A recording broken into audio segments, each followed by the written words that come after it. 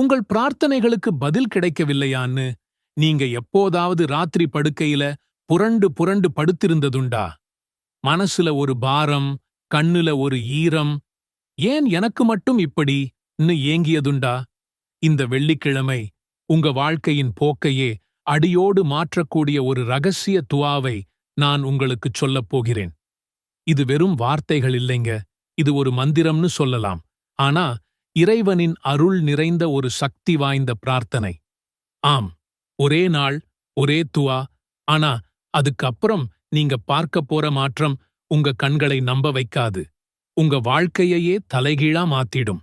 நம்ம எல்லோருக்கும் சில நேரங்கள்ல அப்படித்தான் தோணும், இல்லையா? தொழுகை முடிச்சதும் கை உயர்த்தியும் மனசு உருகி கேட்டும் கேட்டும் ஏனோ அந்த பதில் மட்டும் வரவே வராது. வெள்ளிக்கிழமை வந்து போகும் குர்ஆன் வசனங்களை ஓதுவோம், சூறாக்களை படிப்போம், ஆனா கஷ்டம் மட்டும் அகலவே அகலாது. கடன் தொல்லைகள் கழுத்தை நெருக்கும், வேலை இல்லாத பயம் மனசை அரிக்கும், குடும்பத்தில சண்டைகள், உடல்நல பாதிப்புகள், இதில் ஏதாவது ஒண்ணு உங்க மனதை எப்போதாவது கனத்திருக்கிறதா?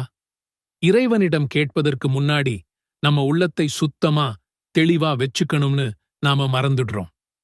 நம்ம மனசுல 1008 கவலைகள், குழப்பங்கள், கோபங்கள்.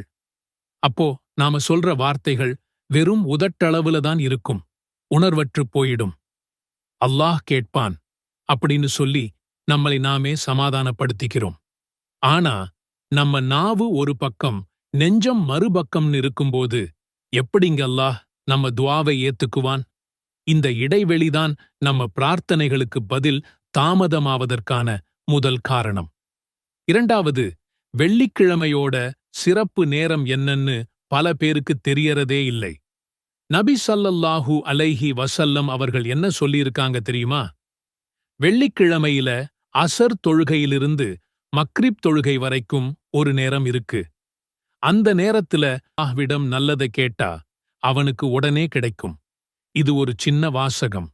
ஒருவேளை நீங்க இதை ஏற்கனவே கேட்டிருக்கலாம், இல்லன்னா சில சமயம் ஓதியும் கூட இருக்கலாம்.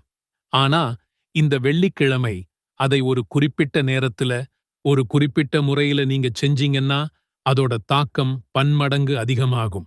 அதோட சக்தி உங்க வாழ்க்கையில அற்புதங்களை நிகழ்த்தும். என்ன துஆ அது? ஹஸ்புனல்லாஹு வ நிஅமல் வக்கீலு, நிஅமல் மௌலா வ நிஅமன் நஸீர். இந்த வார்த்தைகள் வெறும் ஓசை இல்லைங்க, இது இறைவனின் மாபெரும் சக்தியை உணர்த்தும் ஒரு பிரகடனம். இதோட அர்த்தம் என்னன்னா, அல்லாஹ் எங்களுக்கு போதும், அவன் மிகச் சிறந்த பாதுகாவலன்,